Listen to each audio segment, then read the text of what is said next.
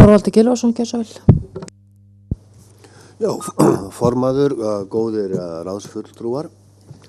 Mér langar að byrja því að þakka fyrir góðar undirtektir undir boðaða tillögu mína að kveðið skuli á í stjórnarskráni viðurlög við brotum gegn henni. Og ég þarf ekki að endurtaka rökin fyrir þeirri tillögu.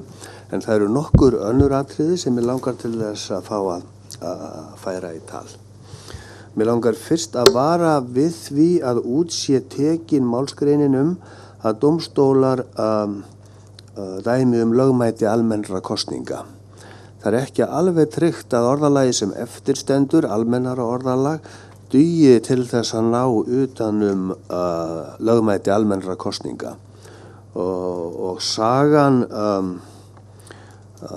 varðar veginn hér eins og oft. Það hefur komið fyrir nýlega að ríkisstjórn var mynduð í krafti þess að Alþingi meirihlutinn dæmdi sjálfum sér að þingsæti sem stjórnarandstaðan taldi að endurtalning myndi skaffa henni. Og það er alveg ótækt að sjálftaka af þessu tagi geti haft áhrif á það hvers konar ríkisstjórn situr að völdum í landinu.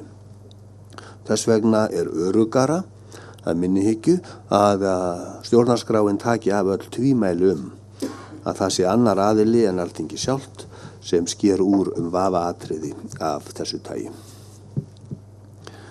Næst langar mig að lýsa ánægju minni með þá tillögu sérnefndarinnar að forseti skipi dómara án þess að við sé bætt að hann geri það að tillögu ráðherra.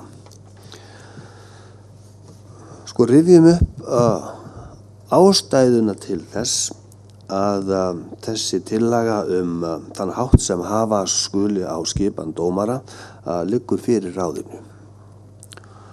Ástæðan er svo að segja einhugur að ég hygg í ráðinu það að sá háttur sem hafður hefur verið á skipan dómara á lýðveldistímanum sé ekki boðlegur.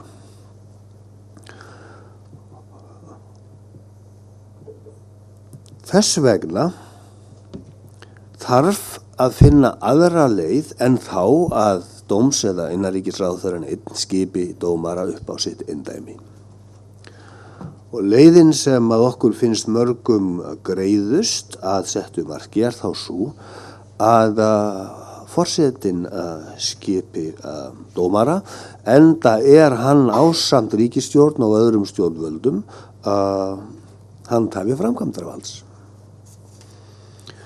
Og af þessu leiðir að úr því að það er misbeiting ráðherravaldsins við dómaraskipanir á liðinni tíð sem leiðir til þessari tillögu, að það færi ekki vel á því að minni hyggju að binda forsetann á ákvarðanir hans skipan dómara við tillögur frá þeim ráðherra sem við erum að forða þjóðinni undan að skipi dómara með gamla laginu. Að vísu ber auðvitað að hafa þann fyrirvaru allt þetta að sá sem að skipar dómara, hann þarf að hlíta umsögn lögbundinnar nefndar og getur því aðeins gengið gegn henni að málinu sé skotið annað og þá til Alþingis. Og ég dreg bara í ljósi sögunar þá ályktun af öllu þessu að rétt sé, eins og allt er í pottinum búið, að forsetinn skipi dómara án þess að því fylgi að ráðherra hafi lagt á ráðin. Næsta atriði sem ég langar að nefna er þetta. Textinn sem var í áfangaskjalinu lögbundna nefnd sem sé skipunarvaldinu, þar sé forsetanum til ráðuneyti sem skipa dómara, sé tekið út. Ég vara við því nema Ætlunin sé sú, sem ég reyndar hef vonum að sé, að slíkt ákvæði verði sett sem reglífar ákvæði sem nær utan skipun ekki bara dómara, heldur einnig annarra heldri embættismanna. Það ekki bara í dómarastétt þar sem stjórnvöldum hafa verið mislagðar hendur mannval. Ég að tala landlægan pólitískan klíkuskap sem hefur verið einn dýpsta meinsemdin í okkar samfélagi allan lýðveldistíman. Heldur hefur sami vandi einnig markað aðrar embættaveitingar. Og þess vegna höfum við oft rætt það í okkar hópi að rétt væri að setja upp það sem enskumælandi þjóðir kalla Civil Service Commission, sem hefði eftirlit með því að vel og rétt sé staðið að mannvali í embættiskerfinu, þar með talin dómarastéttin. Og gjarnan mætti fylgja, eins og við Þórhildur Þorleifsdóttir og aðrir höfum lagt áherslu á, að útlendingar væru þar hafðir með í ráðum, svo sem tíðkast hefur við skipun prófessora í háskólum landsins alllangt árabil með allgóðum árangri, eða minnstakosti árangri sem miklu betri en náðist áður en þessi skipan var tekin upp. Með öðrum orðum, svo ég dragi þennan punkt saman, við skulum ekki taka setninguna lögskipaða nefnd við dómaraskipanir út fyrr en samskonar ákvæði komin á annan stað í skjalið með víðtækari skírskotun, þannig að það nái til allra skipana í heldri embætti, þar með talið dómskerfið.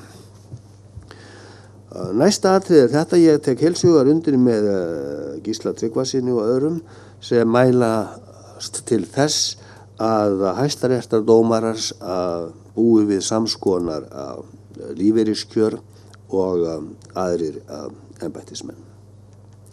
Ég tek einnig undir með Katrínu Oddsdóttur að það varhugavert að kippa orðinu ráðherra ábyrgð út úr 7. greininni sem fjallar dóma Hæstaréttar eða úrskurði það hvort lög samrýmast stjórnarskrá eða hvort athafnir eða athafnaleysi stjórnvalda samrýmast stjórnarskrá. Orðið ráðherra ábyrgð á sér langa sögu í okkar lögskipan og það myndi senda röng skilaboð ef það hyrfi skyndilega út úr stjórnarskránni. Takk fyrir.